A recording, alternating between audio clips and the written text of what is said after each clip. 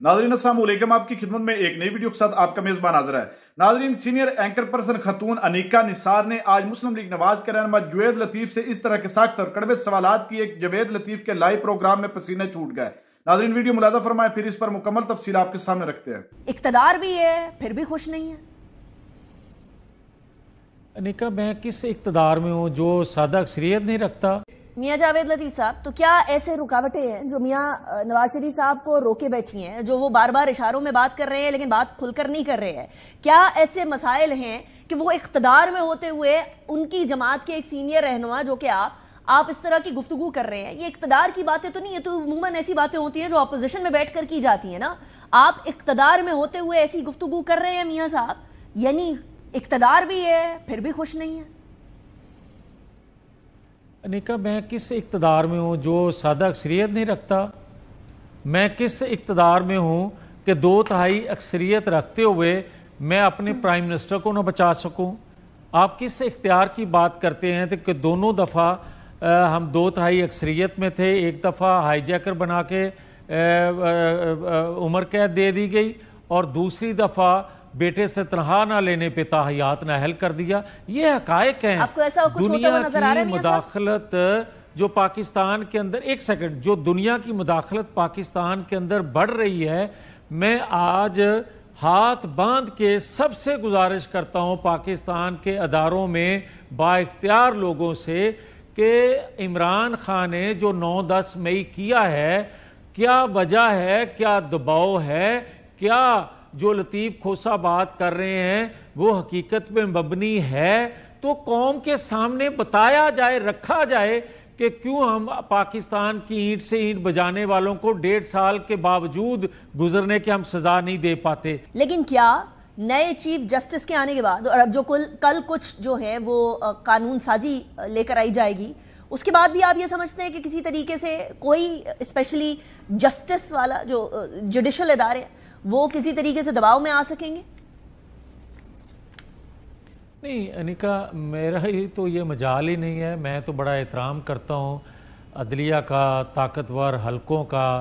मैं तो अपना एक रोना बतौर पाकिस्तानी रो रहा हूँ। ठीक है, अच्छा ये बात भी जरा खोल के सामने रखिएगा मियां साहब कि सीएम पंजाब इस टाइम पर उनकी खबरें आ रही हैं कि वो लंदन जा रही हैं।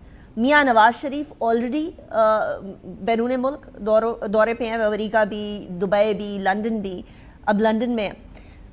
क्या वजह है कि लंदन में जाना पड़ रहा है? स्पेशली अभी जो मरीम नवाज साहिबा के हवाले से खबर है वो ये है कि वो अपने गले की सर्जरी के लिए गालिबन जाने के उनके इम्कानात हैं।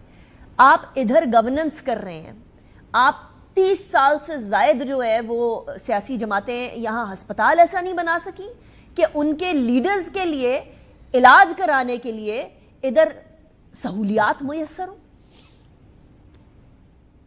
देखें, आपकी बात वजह है और ये बड़े अफसोस से कहना पड़ता है कि हम लोगों को या पाकिस्तानियों को अपने इलाज के लिए बाहर जाना पड़ता है, मगर पाकिस्तान के अंदर जिस तरह नाइंसाफ़ियाँ होती रही हैं वो भी हमें अपने मद्देनज़र रखना चाहिए। एक डॉक्टर से आप अपना इलाज करवाते हैं, आपकी हिस्ट्री उसके पास होती है और आप उस वक्त कराते हैं जब आपको मुल्क बदर किया जाता है। ये भी ज़रा हमें जहन में रखना चाहिए।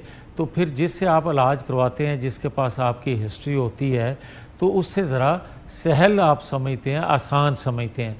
जहाँ तक तल्लक है कि नवाज शरीफ के बाहर जाने का, मरीम के बाहर जाने का और उसको किसी और तनाज़र में लिया जा रहा है, तो मैं आपको बड़ा क्लियर ये बता दूं कि नवाज शरीफ अगले चंद हफ्तों में पाकिस्तान इंशाल्लाह आएंगे। मगर मुझे अफसोस से ये बात कहने में कोई आर नहीं है कि नवाज शरीफ को मैं कम अज़ कम बतौर एक पाकिस्तानी के, बतौर एक जमात के मेंबर के नहीं, मेरी ख्वाहिश है कि नवाज शरीफ ने पाकिस्तान के मफादात को मद्देनज़र रखते हुए अपने ऊपर मुसीबतें झेल लीं, मगर वो बातें नहीं कहीं जो दुनिया का दबाव पाकिस्तान के अंदर है या अदारों में बैठे लोग जो हैं वो आलमी असर रसूख को, दबाव को कबूल करके ऐसे फैसले दे देते हैं जिनसे पाकिस्तान को नुकसान पहुंचता है। क्या वजह हो नवाज सकती है शरीफ को अपने तजर्बे से वो सारी चीज़ें बता देनी चाहिए।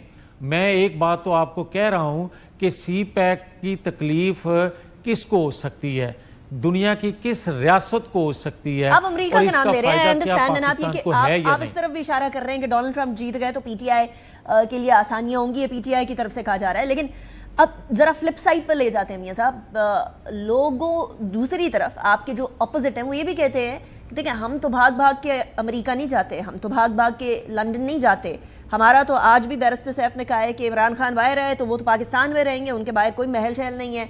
लेकिन दूसरी जमातें जरूर जाती हैं, पीएमएलएन के लीडरान जरूर जाते हैं। हाँ। अब उसका क्या जवाब दें? मैं एक गुजारिश कर दूं, अल्लाह अनिका सबको महफूज रखे, सेहत वाली ज़िंदगी दे। वो हमारी जमात से हो, बाहर की जमात से हो, आप हो, कोई और हो, मगर मुझे ये बताएं कि ये जहाँ कहा जाता है पाकिस्तान के अंदर इसी जमात की तरफ से कि अमेरिका में एक फ़र्म हायर की है जो वहाँ इनकी लॉबिंग कर रही है या इनके लिए राह हमवार कर रही है, ये बड़े आसानी से कहा जाता है। ये लॉबिंग फ़र्म जो है ये एक रिश्वत है कि आप कांग्रेस के या उन लोगों के बाअसर लोगों को आप उस पैसे से ख़रीदते हैं, हम नवा बनाते हैं। वो पैसा कहाँ से आता है और उस पैसे को आप किस तरह यूटिलाइज़ कर रहे हैं, और पाकिस्तान के अंदर आप लॉबिंग के लिए एक लफ्ज़ इस्तेमाल कर रहे हैं कि हम उनको इस्तेमाल करते हैं, कभी पाकिस्तान के लिए कर रहे हैं या पीटीआई के लिए कर रहे हैं या इमरान खान के लिए कर रहे हैं।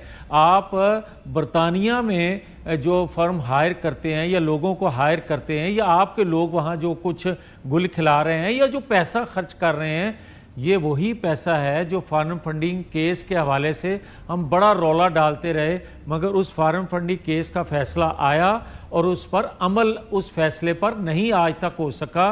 वो फंडिंग जो है दुनिया भर से जो ममनुआ आपके कानून आइन के मुताबिक है, आपने आज तक उस पर काम क्यों नहीं किया? आपने 12 साल हो गए, खैबर पख्तूनख्वा में एक जमात की हुकूमत है, लूट के ले गई उस सूबे के वसाइल को, कभी उस पर आज तक बात नहीं हुई। और पंजाब के अंदर आप एक रोड, एक नाला बना दें और वो उसका फ़ायदा किसी एक शख्सियत को भी होता हो जहां हज़ारों लोगों को हो रहा हो, तो आप उस पे केस बना देते। नाज़रीन, आपने वीडियो मुलाहिज़ा फरमाई है। नाज़रीन, ये शख्स एक तरफ देख लें कह रहा है कि हमारे पल्ले है ही कुछ ना, ये ताकतवर लोग बैठे हैं, इदारे बैठे हैं जो फैसले अपनी मनमर्जी के मुताबिक करते हैं। नाज़रीन, दूसरी जानब पीटीआई पर भड़ास निकाल रहा है और 9 मई जो है वो इनके अंदर से उसका दर्द खत्म ही नहीं हो रहा। ये चाहते हैं पीटीआई का नस्तो नबूद हो जाए, पीटीआई जो है वो मुकम्मल तौर पर बैन हो जाए, लेकिन अवाम की मुंतखब करदा पार्टी है, वो कैसे बैन हो सकती है? नाज़रीन, ये वो शख्स है जिसकी तरफ तवज्जो नहीं दी गई, इसको हरवा भी दिया गया, लेकिन फिर भी अपनी पार्टी की चापलूसी करने में बाज नहीं आता, बिल्कुल फ्रंट पे रहता है। और इस वक्त देख लें, इनका भगौड़ा नवाज शरीफ लंदन फरार हो गया है, लेकिन इनका इलाज भी लंदन से ही होता है, जिस तरह बकौल जवेद लतीफ कह रहे हैं कि वो इलाज करवाने गए और अभी 2 हफ्ते में आ जाएंगे। नाज़रीन, जो ही चीफ जस्टिस काजी फैद ईसा पाकिस्तान के चीफ जस्टिस लगे, वापस आ गए मियां नवाज शरीफ, और काजी साहब रिटायर हुए तो नवाज शरीफ भी उनके साथ ही रिटायर होकर लंदन चले गए। नाज़रीन, नवाज शरीफ इस वक्त लंदन से अमेरिका गया हुआ है। ट्रंप का खौफ इनके सर पर है, क्योंकि ट्रंप की इमरान खान के साथ दोस्ती है। ये चाहते हैं कि हम पहले से कोई डील कर लें, ऐसा ना हो कि ट्रंप की हुकूमत आ जाए और इमरान खान जो है वो रिहा हो जाए। नाज़रीन, इनके अंदर अब सियासत नहीं, ये दुश्मनी उगर रहे हैं और ये चाहते हैं कि हमने पीटीआई को खत्म करना है। और नाज़रीन, इनके जितने भी कारकुन, इनके जितने भी रहनुमा, वो हर प्रोग्राम में इसी तरह की बातें करते रहते हैं कि पीटीआई ने ये किया, पीटीआई ने वो किया। इसके अलावा मुल्क जो है वो महंगाई की चक्की में पिस रहा है, अवाम बेचारी का इन्होंने खून चूस लिया, लेकिन उसकी तरफ कोई तवज्जो नहीं। ये अपनी सियासत और अपने इक्तदार के लालच के पीछे पड़े हैं। नाज़रीन, मरियम नवाज शरीफ जो है वो भी लंदन जा रही है अपनी सर्जरी के लिए। इतने अरसे से ये लोग इस कौम पर मुसल्लत हैं, इनसे आज तक इस मुल्क में कोई ऐसा हॉस्पिटल नहीं बना जहां हमारा इलाज हो सके या हमारी सर्जरी हो सके।